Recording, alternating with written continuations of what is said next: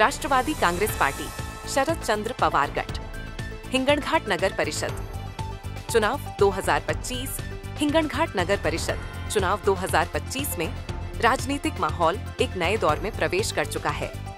आज राष्ट्रवादी कांग्रेस पार्टी शरद चंद्र पवार गट ने नगर अध्यक्ष पद के लिए सौपार शुभांगी सुनील डोंगरे को अपना अधिकृत उम्मीदवार घोषित करते हुए चुनावी समीकरणों में बड़ा बदलाव ला दिया है।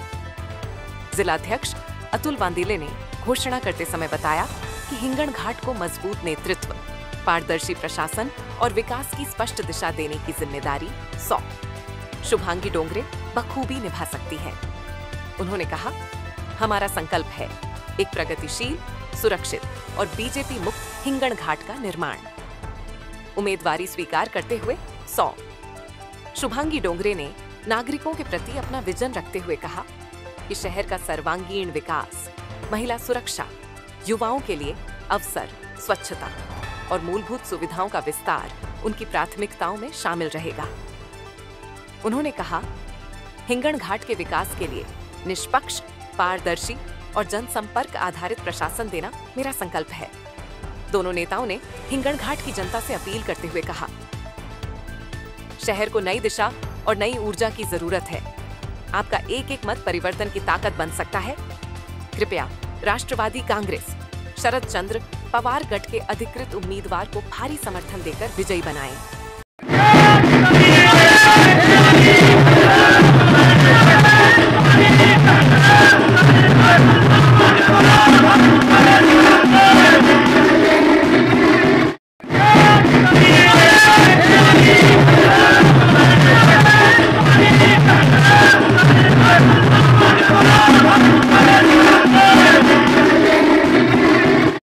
काय सांगणार, चांगलीच झुंजली आहे, तयारी समोर आहे, काय सांगणार?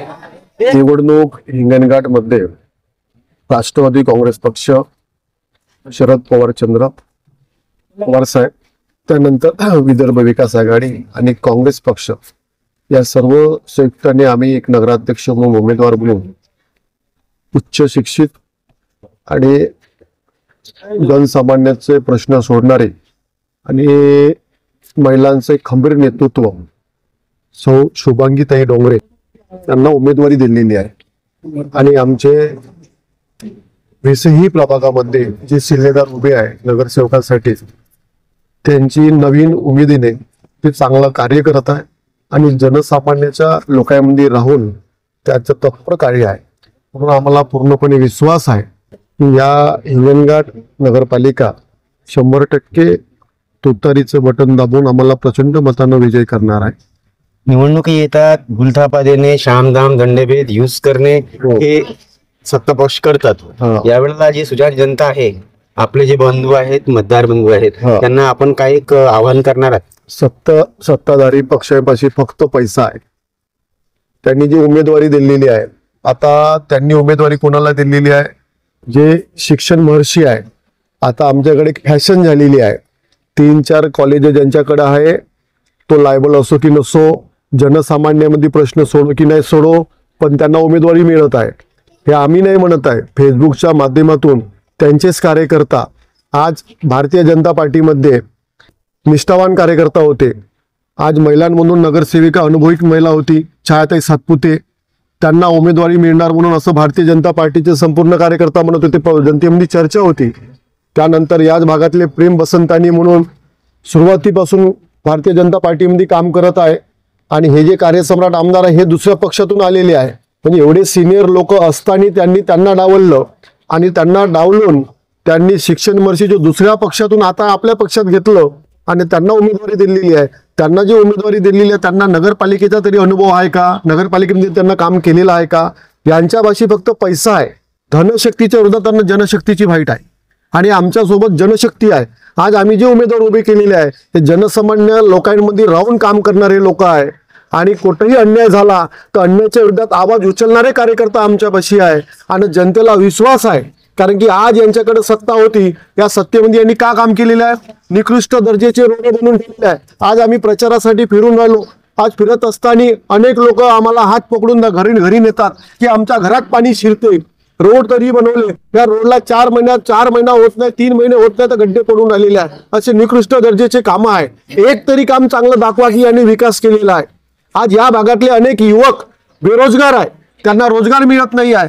ग्रॅज्युएट झालेले मुलं आहे, बी झालेले मुलं आहे, पान टपरीवर आपला वेळ काढून राहिलेले आहे.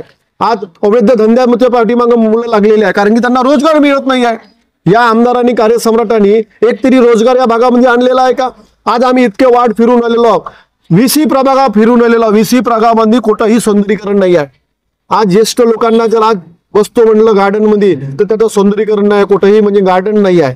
आज रस्ते बरोबर नाही आहे, नाल्या बरोबर नाही आहे. आज युवक लोक बेरोजगार पडलेले आहे, महिलांपाशी रोजगार नाही आहे. मग अशा परिस्थितीमध्ये जनता परिवर्तन करणार आहे. आणि 5 वर्षानंतर जे स्थानिक स्वराज्य संस्थेचे जे निवडणूक येतात ते दर 5 वर्षांनी येतात आहे. हे कार्यकर्त्याची निवडणूक आहे, नेत्यांची निवडणूक नाही आहे. पण 4 वर्ष निवडणूक उशिरा घेतलेली आहे. याला जबाबदार कोण आहे? आज जनतेची दिशाभूल होत आहे, हा जनतेवर अन्याय करत आहे. म्हणून हे जनता आता दाखवून देणार आहे. भारतीय जनता पार्टीला आणि त्यांच्या उमेदवारांना परिवर्तनाची लाट चालू आहे. सर्वीकडे तुतारीचं वातावरण चालू आहे. म्हणून आम्हाला पूर्ण ठामपणे विश्वास आहे की आम्ही जे VC प्रभागामध्ये जे नगरसेवक उभे केलेले आहे हे नगरसेवक सुज्ञ आणि चांगले काम करणारे तत्पर आहे आणि त्यांना नवीन उमेदीची त्यांना तळमळ आहे काम करण्याची. म्हणून मोठ्या संख्येने आमचे नगरसेवक सुद्धा निवडून येतील. आणि आम्ही जे नगराध्यक्षासाठी उमेदवार दिलेली आहे ते सातत्याने 3दा नगरसेविका राहून चुकलेली आहे. नगरपालिकेचा तिला अभ्यास आहे आणि त्यानंतर जनसामान्य माणसाचे प्रश्न सोडण्याची त्यांची ताकद आहे आणि संघर्ष करणारी महिला आहे. म्हणून आम्ही त्यांना उमेदवारी दिलेली आहे. आम्हाला तो बी एक ठामपणे विश्वास आहे की हे जनता नगराध्यक्ष म्हणून तुतारी वाजवणार आणि राष्ट्रवादी काँग्रेस पक्ष शरदचंद्र पवार साहेब याच नगराध्यक्ष या पदाच्या उमेदवाराला भरघोस मताने निवडून देतील अशी मला अपेक्षा जनतेकडून. नमस्कार, मी सौ शुभांगी सुनील डोंगरे. माझं एज्युकेशन MSc BEd झालेलं आहे. मी जनतेचा प्रेम, जनतेचा विश्वास आणि हिंगणघाट शहराचा सर्वांगीण विकास यांना केंद्रबिंदू मानून मी ही निवडणूक लढवणार आहे. मी गेल्या 3 वेळा नगरसेवक म्हणून निवडून आलेली आहे. त्याच्यात मी श्रावणबाळ योजना आणि संजय गांधी योजना या जवळजवळ 5,000च्या वर हा माझा आकडा गेलेला आहे. एवढ्या महिलांना मी याचा योजनेचा लाभ दिलेला आहे. सुकन्या योजनेचे 100 कार्ड मी स्वतः स्वखर्चाने तयार करून लोकांना त्याच्यात पैसे टाकायला लावले. त्यानंतर लाडकी बहीण योजनेची मी सदस्य राहिलेली आहे. पहिल्या टप्प्यात 35,517 हे एवढ्या केसेस मी मंजूर करून घेतल्या SDM मॅडम कडनं. अशा मी सगळ्या योजना मी लोकांपर्यंत पोहोचवल्या. त्या योजनेचा त्यांच्या माझ्या कामामुळे मी आज मिडल क्लास घराण्यातली, कुठल्याही राजकारणी घराणं माझं नाही, कुठल्याही संस्थेची मी बायको नाही, सून नाही, काही राजशाही घराण्यात माझं कोणी गॉडफादर नाही. पण राष्ट्रवादी काँग्रेस शरदचंद्र पवार पक्षाचे आपल्या वर्धा जिल्ह्याचे अतुलभाऊ वांदिले आणि पवार साहेबांचे मी खूप खूप आभार मानते की त्यांनी एवढी मोठी जबाबदारी या मिडल क्लास घराण्यातल्या मुलीला दिली आणि एवढा विश्वास माझ्यावर ठेवला. तर ही निवडणूक मी जनतेचा विश्वास आणि विकास या 2 गोष्टींना केंद्रबिंदूत ठरवून लढवणार आहे. धन्यवाद.